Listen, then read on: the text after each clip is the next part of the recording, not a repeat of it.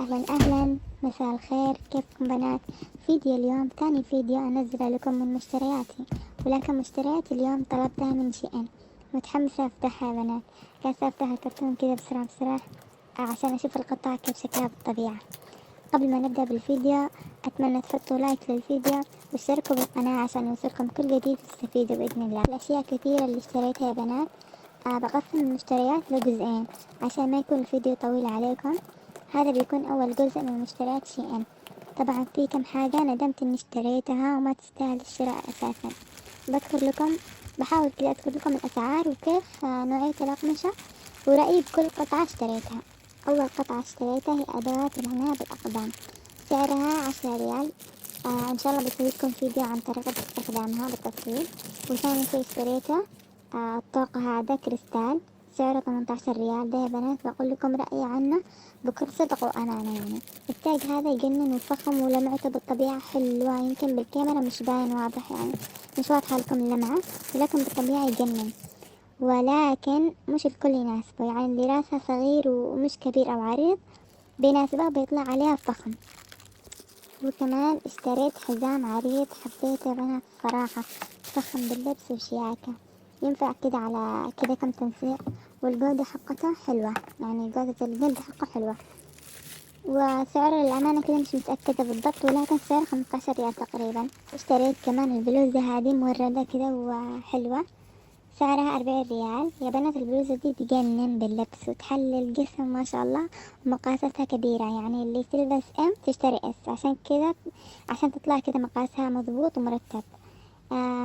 ناوية انسق لها بنطلون ابيض او تنورة بيضة، انتو كيف تشوفوا ايش بيطلع عليه احلى؟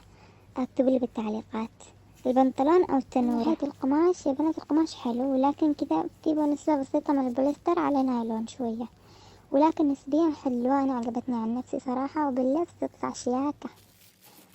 لا نجي لهذه الشنطة هذه يا بنات اشتريتها، كنت على أساس اشتريها تنسيق للعيد، ولكن للأسف مش حلوة خالص خالص خالص.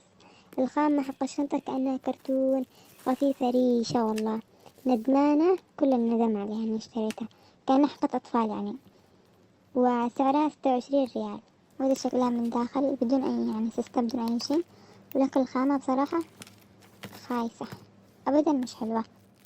واشتريت كمان أغلفة تلفوني، بس هذا واحد اللي وصل، الباقي بالدفعة اللي بتجي بإذن الله. أغلفتهم حلوة تعجبني وعملية، وسعرها كمان حلو مش غالية، هذا 9 ريال.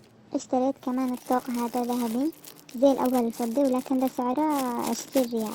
صراحة بنات يجنن، واللمعة حقتها تجنن، مش باينة بالتصوير، التصوير ظالم الصراحة.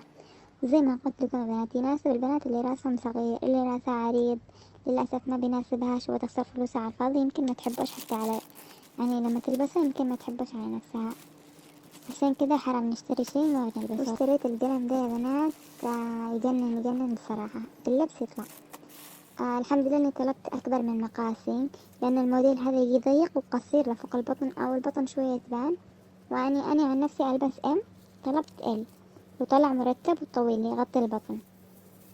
وبالنسبة للقماش حلو بارد ما يضايقش الجسم. قلم يا بنات كذا حلو وكله أنوثة باللبس، ولكن عادي ما نسقتش لبنطلون. تنصحوني بإيش يا بنات؟ بنطلون أسود جينز أو جلد أو جينز أزرق، يعني شوفوا أعطوني رأيكم واكتبوا لي تحت بالكومنتات. سعر القلم 23 ريال.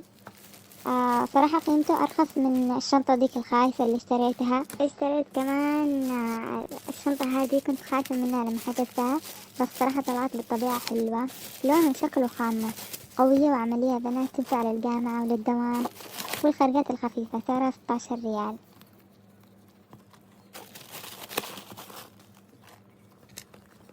اشتريت كمان قمصوت جينز، أو نحن نقول له عفريتة، يعني مش عارفين من فين أجل الاسم هذا يا بنات. فظيعة فظيعة والله، الخامة تجنن.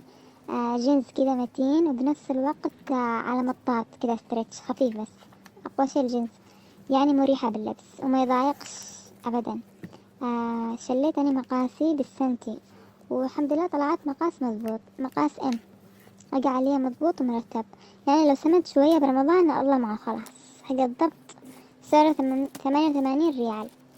نسقت مع بلوزة بيضاء هذه اللي تشوفوها الآن، أعطوني رأيكم عنها، أعطوني رأيكم عليها. أنيقة صراحة وحبيتها، خامتها تجنن، باردة كده على قطن، ولكن القطن الثقيل المرتب اللي يبين باللبس كده كأنه ماركة كده غالي. طلبت مقاس ام وطلع مقاسي تمام، بس شوية كده واسع، لأن القماش من النوع اللي يتمدد، يعني ممكن مع اللبس يتوسع أكتر عليه. تمنيت لو طلبت اس كان أفضل، يعني اللي تلبس ام تطلب اس أفضل لها، يعني عشان يطلع مرتب بالجسم باللبس. سعره 26 ريال. اكتبوا لي رايكم بالطقم وكيف كان التنسيق. اشتريت كمان الحزام هذا اسود، حلو والجلد قوي، تاني مرة اطلبه، قده 200 وينفع مع البناطيل. سعره 9 ريال. حصلت هذه الشعرة داخل الحزام، كيف دخلت مدريش من فين مدريش، فتح اول ما فتحت الكيس معاكم الحزام اول فتحة يعني. الله اعلم نسينا قد. لا تنسوا تشجعوني بلايك يا بنات للفيديو، واشتركوا بالقناة عشان يوصلكم كل جديد بإذن الله تستفيد.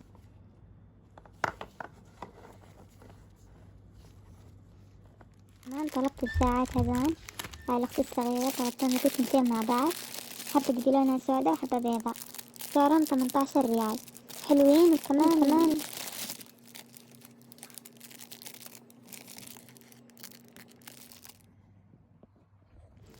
طلبت كمان ربطات هذول، طلبتهم وانا داري يا بنات انه موجود عندنا بعدين، وكثير بنات بيقولوا لي ليش اشتريته موجود عندنا بعدين في زيهم، ولكن حبيت حق شي ان بصراحة، وهي تاني مرة اطلبها. الربل حقهم اقوى ومتين وما يتخربش بسرعة، وسعرهم ارخص من عندنا تقريبا. سعرهم 6 حبات يجوا مع بعض ب3 ريال، جودتهم عالية للأمانة يعني. وكمان طلبت لأخوي بدلتين خفاف حلوين، وقماشهم بارد يجنن. عمره 5 سنوات، طلبت له عمر 110، يعني أجا عليه الحمد لله تمام مرتب. سعر هذه البدلة 29 ريال.